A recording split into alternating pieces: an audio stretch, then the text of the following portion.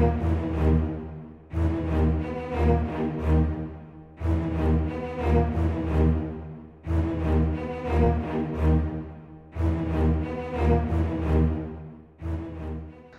Subianto sudah dikenal dermawan dan selalu memikirkan rakyat kecil sejak ia masih aktif menjadi prajurit TNI. Hal ini terungkap ketika Prabowo didatangi oleh anggota Persatuan Purnawirawan Indonesia Raya atau PPIR. Pertemuan tersebut dihadiri 2.500 purnawirawan TNI atau Polri dari seluruh matra dan 300 purnawirawan jenderal. Dalam acara tersebut, salah seorang purnawirawan TNI Peltu Supriyatna yang merupakan mantan anak buah Prabowo Subianto ketika menjabat Komandan Batalion 328 Kunjang II atau Kostrad, bercerita mantan komandannya itu selalu memikirkan rakyat kecil dan kesejahteraan seluruh prajuritnya. Karena itu, Supriyatna yang merupakan anak seorang petani mengaku bangga memiliki pemimpin seperti Prabowo Subianto yang sejak dahulu hingga saat ini selalu memikirkan rakyat kecil untuk mendapatkan haknya dalam kesejahteraan hidup. Supriyatna yang pada saat itu menjabat pelatih tembak di Batalion 328 Kunjang II atau Kostrad menjelaskan bukti nyata Prabowo Subianto peduli dan memikirkan rakyat kecil terlihat sangat aktif di dinas kemiliteran dulu. Saat itu Prabowo selalu memikirkan kesejahteraan para prajuritnya. Bahkan ia mengetahui Prabowo tidak pernah mengambil gajinya untuk kepentingan pribadi semata, melainkan gajinya dibelikan sembako untuk dibagikan kepada para prajuritnya.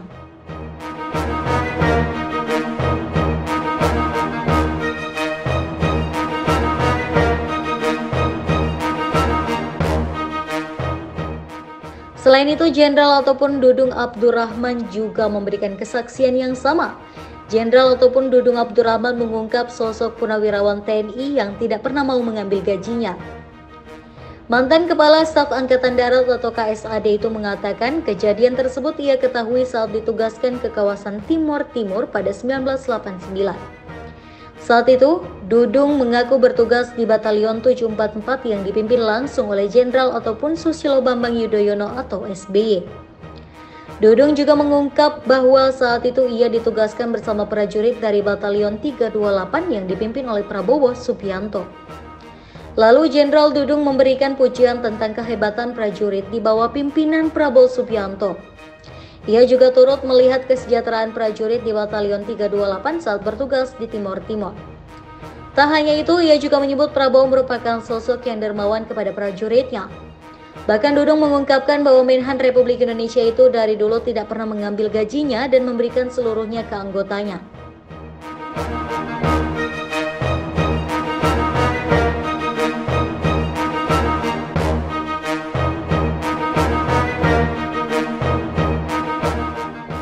Ia juga mengaku sempat merasakan kedermawanan Prabowo kala itu. Dudung mengatakan Prabowo mendapatkan peralatan drum band dari Prabowo. Prabowo bahkan tidak pernah mengambil gajinya setiap bulan. Gajinya baru diambil setelah terkumpul dalam jumlah banyak dan kemudian digunakan untuk membeli beras bagi para prajurit. Kemurahan hati Prabowo Subianto juga disaksikan dan dirasakan langsung oleh Purnawirawan Agustinus Susanto yang pernah menjadi ajudan Prabowo sejak masih menjabat Wakil Komandan Batalion hingga menjadi Komandan Batalion 328. Agustinus mulai ditugaskan sebagai ajudan Prabowo pada tahun 1985 dengan pangkat prajurit 1 atau pratu. Ia sendiri tidak mengerti mengapa ia yang baru saja lulus pendidikan sekolah tamtama ditugaskan menjadi ajudan wakil komandan batalion atau wadanyon. Karena Prabowo sendiri yang menunjuk Agustinus untuk menjadi ajudannya. Sejak itu, ia selalu mendampingi Prabowo hingga menjadi komandan batalion atau danyon dan ikut dalam berbagai pertempuran, mulai dari Timor Timur, Aceh hingga operasi pembebasan Sandra di Mapenduma, Papua, saat Prabowo menjabat Danjen Kopassus. Tatkala Prabowo menjabat Danyon 328, Agustinus bersaksi bahwa seluruh prajurit batalion 328 sangat sejahtera. Bukan hanya kesejahteraan pangan, tetapi juga memperoleh tempat tinggal yang layak. Para prajurit yang masih lajang tinggal di asrama-asrama yang cukup memadai, sedangkan para prajurit yang sudah menikah tinggal di rumah-rumah yang dibangun oleh Prabowo. Sehingga menurut Agustinus, sekitar 60% prajurit batalion 328 yang semuanya sudah berkeluarga mendapatkan rumah dari Prabowo. Lalu mungkin Anda akan bertanya, dari mana Prabowo memperoleh uang untuk membangun rumah-rumah para prajurit itu? Agustinus bersaksi bahwa uang untuk membiayai pembangunan rumah untuk para prajurit batalion 328 merupakan pemberian Ibu Dora Mari Sigar, ibunya Prabowo, atas izin Sumitro Jojo Hadikusumo, ayahnya. Agustinus mengetahui hal itu karena dia sendirilah yang mengantar Prabowo saat meminta uang untuk pembangunan rumah prajurit kepada orang tuanya. Dan Agustinus pula yang membawa uang itu bersama Prabowo ke markas batalion 328 dan tidak sepeser pun Prabowo mengambil uang tersebut untuk keperluan pribadinya. Semuanya digunakan untuk pembangunan rumah para prajurit. Prabowo bahkan tidak pernah mengambil gajinya setiap bulan. Gajinya baru diambil setelah terkumpul dalam jumlah banyak dan kemudian digunakan untuk membeli beras bagi para prajurit. Kedermawanan Prabowo juga terlihat saat para prajurit mengambil hak cutinya. Prabowo tidak sekadar memberikan surat izin cuti, tetapi juga memberikan uang saku kepada para prajurit yang akan pulang ke kampungnya masing-masing, seperti yang dituturkan Agustinus berikut ini. Ini kembali lagi bukan hanya untuk saya. Ketika batalion itu ada cuti tahunan, cuti itu terbagi menjadi beberapa kategori. Ada yang namanya cuti tahunan. Cuti tahunan itu kita mendapatkan kesempatan untuk berlibur selama 12 hari kerja. 12 hari kerja? Ya, 12 hari kerja, tapi biasanya ada toleransi lah. Ada kebijakan dari pimpinan yang umumnya jauh, transportasi susah, mungkin bisa 14 hari kerja. Jadi beliau selalu mengumpulkan anggota. Ada namanya jam komandan. Sebelum cuti itu dimulai, beliau mengambil jam komandan. Beliau bertanya, siapa yang rumahnya jauh? Siapa yang rumahnya dekat? Yang rumahnya jauh, itu nanti akan ada dispensasi waktu. Contoh begini, Ada penambahan waktu. ada penambahan waktu. Sekarang pulang, yang paling dekat aja nih, ke Jawa Timur ya.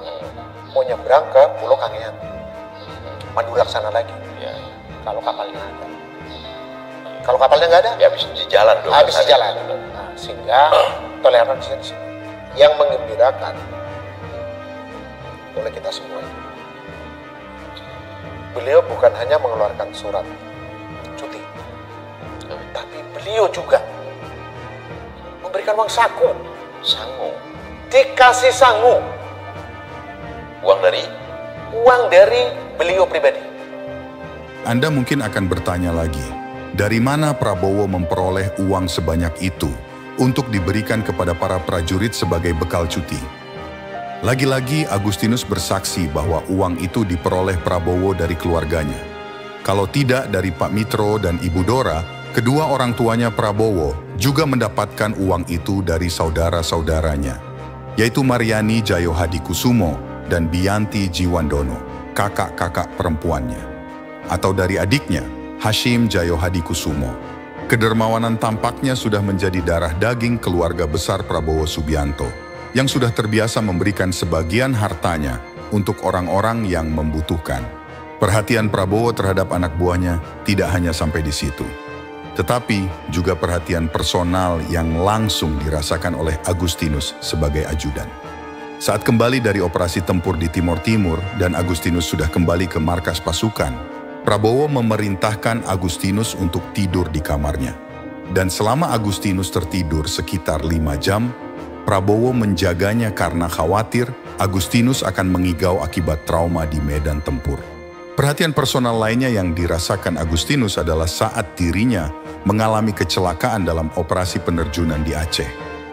Parasut yang digunakan Agustinus yang terjun bersama Prabowo tidak mengembang, dan Agustinus pun jatuh di pesawahan dengan luka yang cukup parah. Tim medis kemudian membawanya ke rumah sakit, dan di rumah sakit ia dikunjungi oleh Prabowo Subianto. Dengan keharuan yang tidak mampu ditahannya sambil menangis, Agustinus bercerita bagaimana Prabowo yang selama itu dilayaninya kini berbalik melayaninya, memijiti sang anak buah yang sedang dirawat. Singkat cerita, saya jatuh pas di pojokan sawah. Pojokan sawah di daerah Pidi. Itu saya jatuh di situ sekitar jam 11 siang, harinya Jumat. Tahun 90. Orang udah persiapan mau sholat Jumat. Nah, Dekat pemukiman. di sawah jauh dari pemukiman.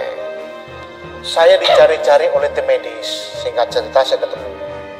Ketika saya ketemu, saya diberikan pertolongan pertama sama medis. Nah, setelah dilakukan pertolongan pertama, sambil menunggu ambulan datang.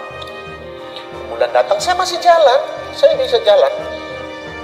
Bahkan senjata saya masih saya pegang, dan saya dibantu oleh tim medis itu untuk saya bantu membawa payung cadangan saya.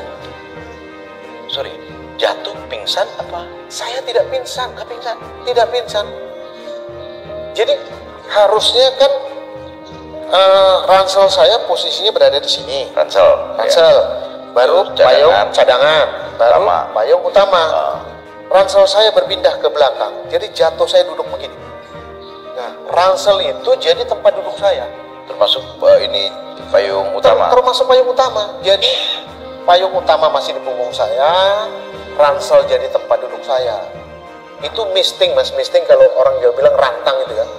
Listing ya. Begitu dia udah gempeng itu udah kayak apalah. Untuk Iya. jatuh itu.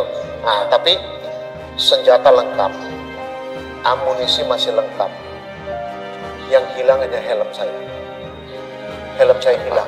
Lepas. Nah, saya celaka atau luka, ini rahang saya ini patah. Rahang saya patah, terus leher saya ini terbelah, robek, terus baru tangan saya ini hilang dagingnya. Buka. Ya buka, jadi ya darah mancur-mancur lah gitu. Nah, setelah itu saya akan dirujuk ke rumah sakit menggunakan ambulan itu. Yang mendampingi saya satu anggota medis berpangkat Bintara Sersan 2, yang satunya berpangkat Letnan 1. Beliau adalah dokter dari TNI.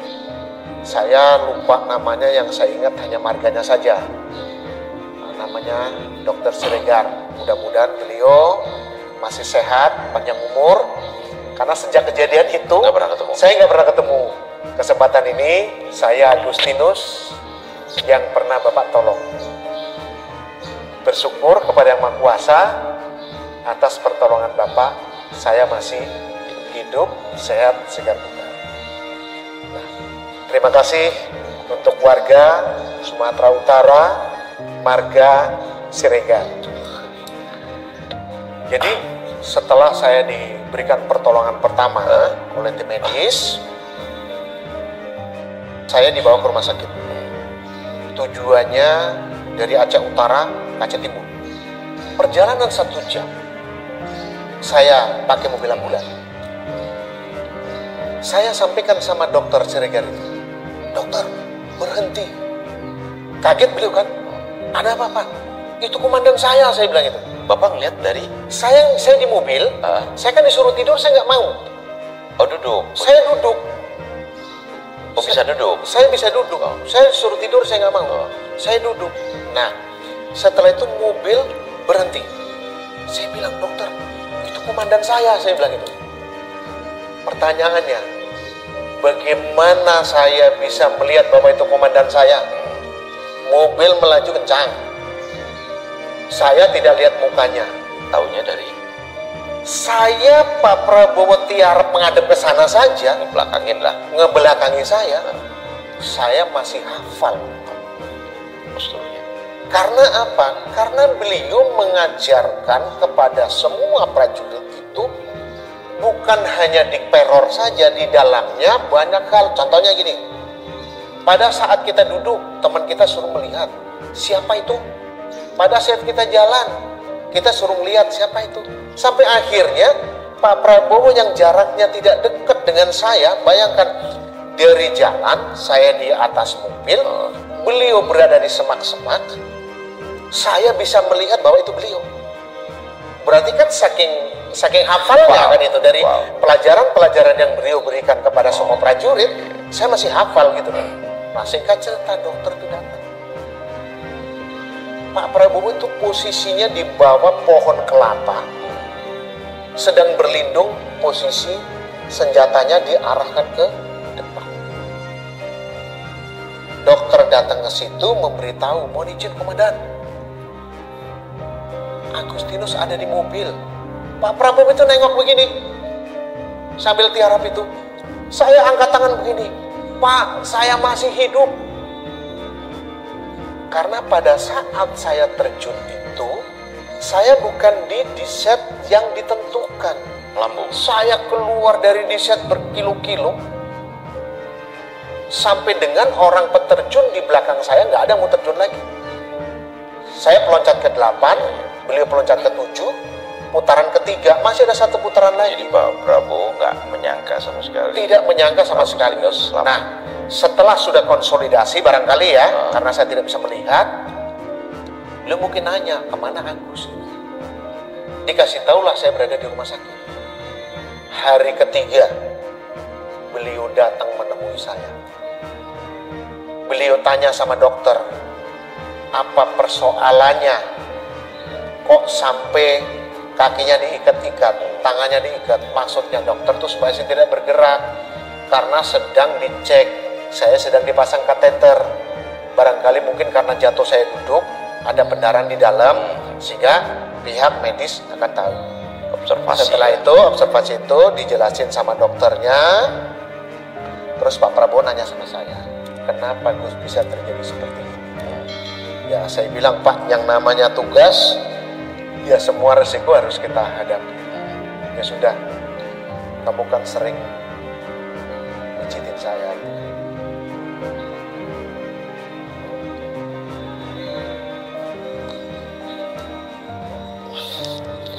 Lu pijitin saya, Pak.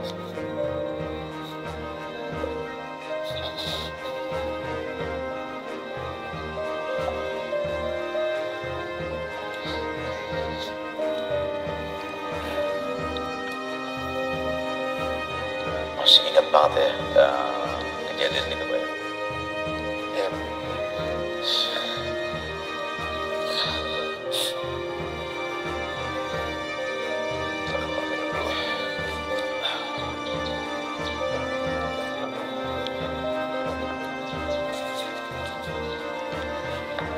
Saya minta maaf. Saya tidak menyangka bahwa beliau akan lakukan itu kepada saya.